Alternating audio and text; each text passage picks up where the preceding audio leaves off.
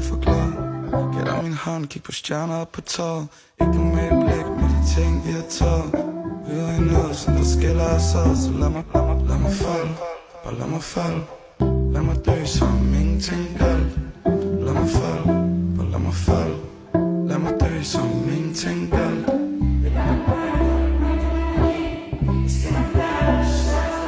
Jeg husker selv, hvad jalousi kan gøre ved en ung tøs. Jeg har været på toppen længe, men har ikke glemt, hvordan bunden føles. Mit liv har ikke været let, så jeg fik lært at bruge tungskyts. Men nu får haters bare luftkys. Du prøver at provokere mig til at reagere, you wish bitch. Hold næsen i munden, det ned og langt ud af min business. Har set så meget, der skal mere til at give mig sammenbrud. Hey, kig lige på mig, ser jeg skræmt ud? Hvis jeg havde en krone for hver gang, at der var nogen, der ønskede mig død, behøvede jeg ikke at jagte millioner. Fake af millioner, ny dag, ny personer. Folk bare masker længe for corona. Mennesker, lad os lave en decoy. Født med en ren sjæl, nu vi støbler. Laver stadig mine penge, og det føles godt. Folk kan ikke følge med, kan ikke føle tråd. Stadig koldt hjerte, kan ikke tøse op, no. Har det for rygende, tværs over Fyn med bagsæde, bare i bilen, held op en ny. Touchdown, KBH City, helt flyvende. Folk har det sygt, da vi kommer, det er det sygeste. Røgskyer i en X5'er. Hun siger, hun ikke venter meget længere.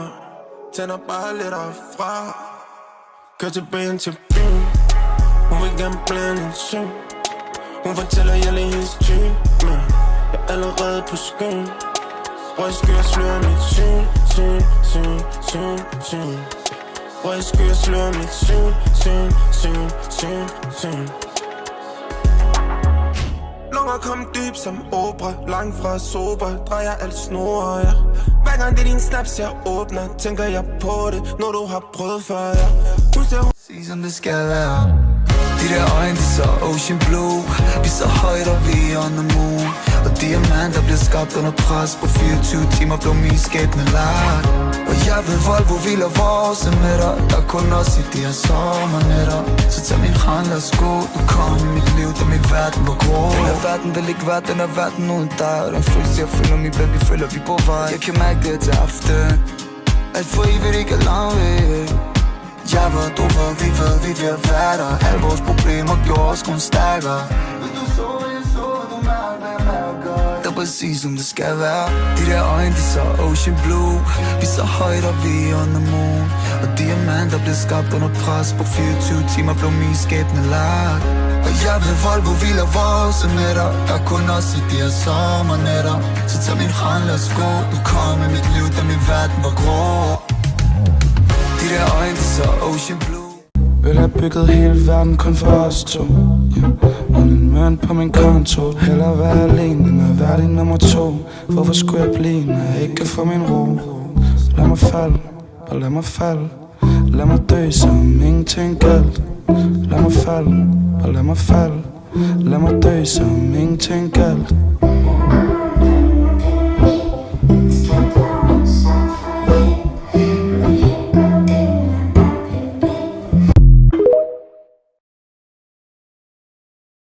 Var det en drøm, da du sagde, jeg var for glad?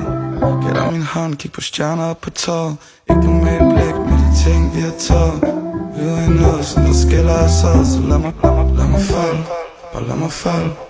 Lad mig dø som ingenting galt. Lad mig falde, bare lad mig falde. Lad mig dø som ingenting galt.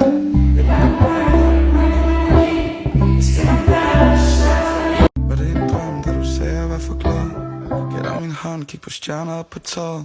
Ikke med et blik med de ting, vi har taget. Vi er i noget, som der skiller os ad. Så lad mig falde, bare lad mig falde. Lad mig dø som ingenting galt. Lad mig falde, bare lad mig falde. Lad mig dø som ingenting galt.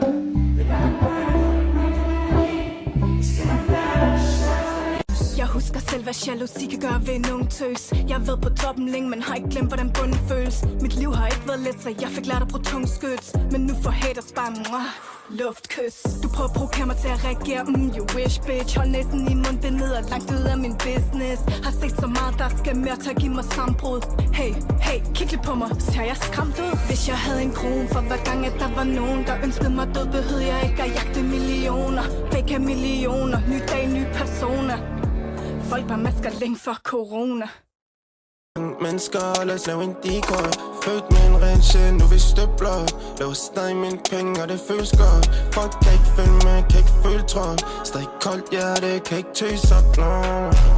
Bare det for rygende, tværs over Fyn med bagsædet, bare i bilen, held op en ny touchdown, KBH City, helt flyvende. Folk har det sygt, da vi kommer, det er det sygeste. Røgskyer er i en X5'er. Hun siger, hun ikke venter meget længere. Tænder bare lidt fra. Kør tilbage til byen. Hun vil gerne blande en syn. Hun fortæller, jeg er hendes type, men jeg er allerede på skyen. Røgskyer slører mit syn. Røgskyer slører mit syn. Lunger kom dyb som opera, langt fra sober, drejer alt snor, ja. Hver gang det er din snaps, jeg åbner, tænker jeg på det, når du har prøvet før, ja. Sig som det skal være. De der øjne, de så ocean blue. Vi så højt, og vi er on the moon. Og diamanter bliver skabt under pres. På 24 timer blev min skæbne lagt. Og jeg ved, Volvo hviler vores med dig. Der er kun os i de her sommernætter. Så tag min hånd, lad os gå. Du kom i mit liv, da min verden var grå. Den her verden vil ikke være, den her verden uden dig. Og den følelse, jeg føler min baby, føler vi på vej. Jeg kan mærke det til aften. Alt for evigt, ikke er langt væk. Jeg ved, du ved, vi vil være der. Alle vores problemer gjorde os kun stærkere. Men du så, jeg så, du mærker, hvad jeg mærker. Det er præcis som det skal være. De der øjne, de så ocean blue. Vi så højt, og vi er on the moon. Og diamanter bliver skabt under pres. På 24 timer blev min skæbne lagt. Og jeg ved, Volvo hviler vores nætter. Der er kun os i de her sommernætter. Så tag min hånd, lad os gå. Du kom i mit liv, da min verden var grå. De der øjne, de så ocean blue. Vil have bygget hele verden kun for os to, yeah. Uden en mønt på min konto. Hellere være alene end at være din nummer 2. Hvorfor skulle jeg blive, når jeg ikke kan få min ro? Lad mig falde, og lad mig falde. Lad mig dø, som ingenting galt. Lad mig falde, og lad mig falde. Lad mig dø, som ingenting galt.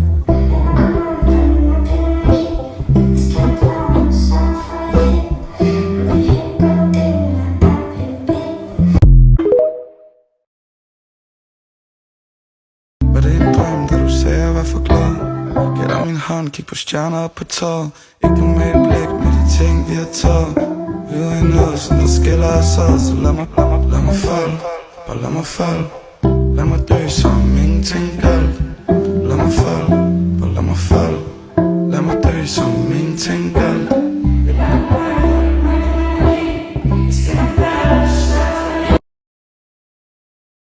Selvom hårde tider rammer, bare lad være med at tænke. De vender ryggen til dig, sætter dig for ingenting. Bror, men smerten den er gemt, til du er helt alene i verden, når du føler dig glemt. Hvor de hen? Ingen er der for dig, når det er varmt herude. Ingen sjæl, selv vinden den er stille, når der er larm herude. Men de er ikke som os, den er dedikeret til kvarterets beton. Har på at se sig om, der familie og forsørger har ikke tid til tom. Men ikke give op, alting i verden kommer, hvis du vil det nok. Så ikke tænk på folk, om de med dig eller må der aldrig døde op. Habibi, ey rår, lad det tage den tid, det tager. Du på toppen, det ved jeg vil ønske, du vidste det samme. Nu er han blevet ældre, sidder jeg der bare tæller. Hvem ved, hvor han ender, for han har sønner på sine hænder. Hans hjerte var væk, kun stemmer i hovedet, mistede sin sjæl, for at skaffe en værkro. Lillebror han venter derhjemme, spørger sin mamma, hvor vi er hen. Hvor du hen, hvor du hen. Nu beder han for at få et bedre liv, selvom han var en gadedreng uden tvivl. Jeg har spurgt, hvordan du har det, og du tøver, når du svarer. Det er så tydeligt, at du lyver, du holder mig for nær. Jeg kan se det i dit ansigt, du keder dig med mig, og det dræber mig. Jeg fortryder lige pludselig, jeg fortalte dem der til mor. For nu er det 10. gang, hun spørger, om du vil se, hvordan hun bor. Og jeg løber tør for løgne, hvorfor du ikke kan, og det dræber mig. Hun vendte sig om og sagde til hans ansigt, I don't feel love anymore. Mit hjerte er knækket, har følt ting du ikke forstår. Vil ikke gøre det igen, men typisk ham giver ikke op. Når hans hjerte det føler, ting han ikke følte i går. Hun har været du hele livet langt, og altid sagt det med så meget. I don't feel love anymore. Mit hjerte er knækket, men nu prøver hun igen sammen med ham. Ude på igen, fatte på, man siger en sex var en fucking nar. Hvad det hele igennem, set så mange af dem, der vil købe hende op i barn. Han tager en et op til mål. Hun fandt sig selv igen, fandt en god blandt de dårlige mænd. Men husk nu på, at de har været det præcis samme igen, som vi har. Og ligesom alle andre mennesker, ved jeg, ja, hun vil bare ikke sig i nat. Hun vendte sig om og sagde til hans sans. Nu er han blevet ældre, sidder jeg der bare tæller. Hvem ved hvor han ender, for han har sønder på sine hænder. Hans hjerte var væk, kun stemmer i hovedet, mistede sin sjæl for at skaffe en værkro. Lillebror han venter derhjemme, spørger sin mamma hvor vi er hen. Hvor er du hen, hvor er du hen? Nu beder han for at få et bedre liv, selvom han var en gadedreng uden tvivl. Jeg gør alt for dig, for du kan altid se min vej.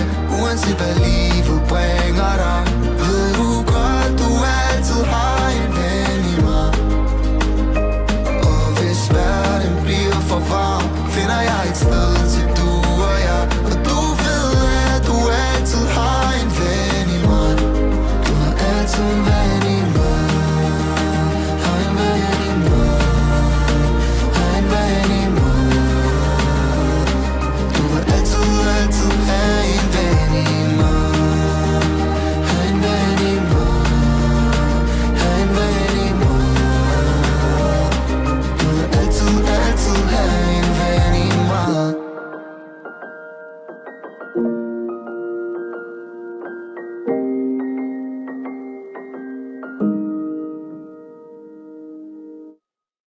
For de 60-40 glas gør mit syn det flimmer. Folk de vil stress, lad mig være se senere. Hvad så nu? Jeg ved hun meget gerne vil mig, og jeg ved godt hvor det ender. To the window, to the wall. Se den ryst hver gang hun går. Stadig på til nat bliver morgen, og det går. To the window, to the wall. Se den ryst hver gang hun går.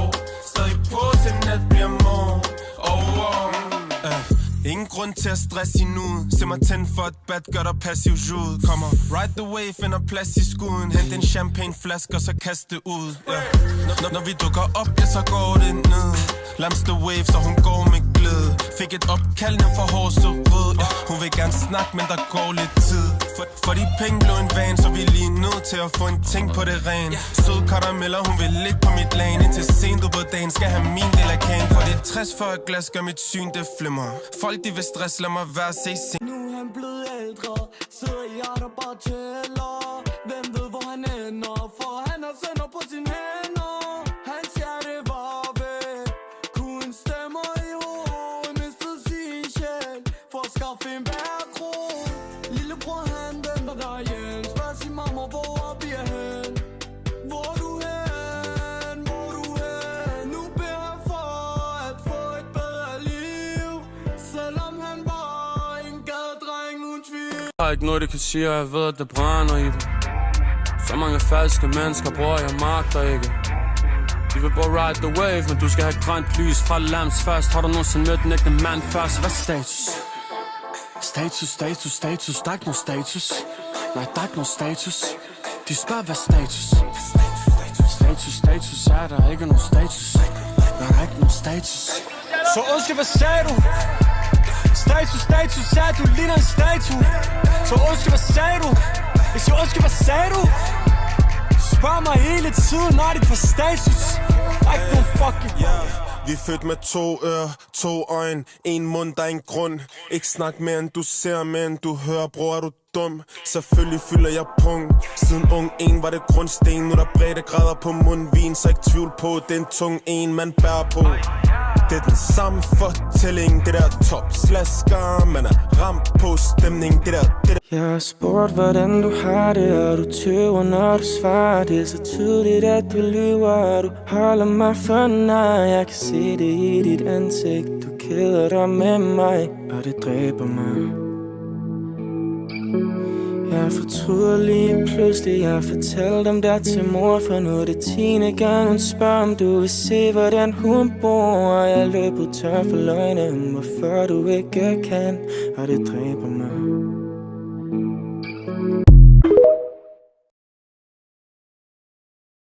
Det er 4 uger siden, jeg begyndte på denne sang, og lige siden at jeg skrev den, er vi ikke længere sammen. Jeg vil ønske, jeg kunne lyve, men jeg fik ret, ja, det dræber mig. Og det skræmmer mig, at jeg skal stå alene, og det dræber mig, men det er ikke dit problem.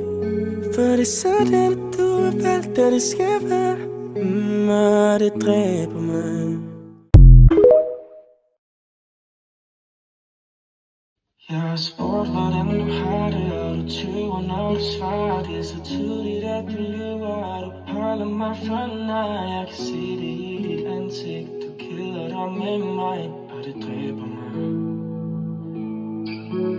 Jeg fortryder lige pludselig, jeg fortalte om dig til mor, for nu er det 10. gang, hun spørger, om du vil se, hvordan hun bor. Og jeg løber tør for løgne, hvorfor du ikke kan, og det dræber mig.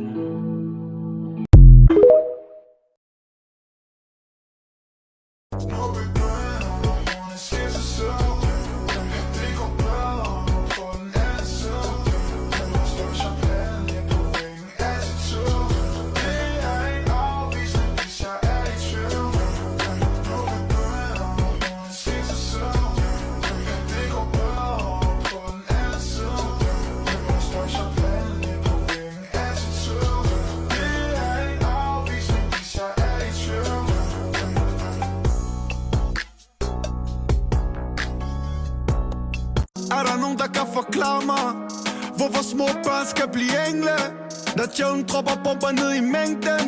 Hvordan dit eget land skal blive dit fængsel? Der vil altid være et billede uden en pensel, og altid være krig uden mennesket. Folk bliver brugt som skjold, mens de lænket. Der er rigtigt og forkert, ikke forveksel. Ser på mine børn og tænker på Gaza. Hvordan kan I kigge væk, som om de ikke var her? Ser kun tog, ingen mamma og baba. Dengang morgensolen malede drøm, dengang vi valgte at slå mod strøm, dengang vi var glade børn. Hvorfor føler jeg, at alting var lidt bedre? Så fortæl, du har savnet i dag. Jeg ved, vi var unge, verden var stor, og pludselig mærkede vi, hvor en drøm det gror. For hvert et skridt blev til et nyt kapitel hos os. Ja, det er de tider, jeg husker allerbedst.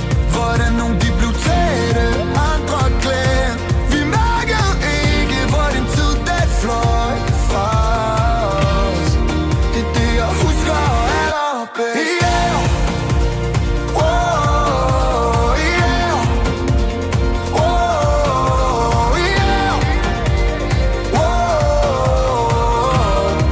det er det, jeg husker allerbedst. Dengang morgensolen malede drøm, dengang vi følte far, når du ser på mig. Drømmer du har som børn, se dem blive større, kaldes mor og far. Bliv den boble, som vi to har skabt. Så sig mig, føler du hvad jeg føler? Jeg ved vi klarer den selv i år. Skal folk vender af beløb, og vi ser de bløde, der må vi aldrig hjem. Lad os blive den boble, som vi to har skabt. Som vi to har skabt.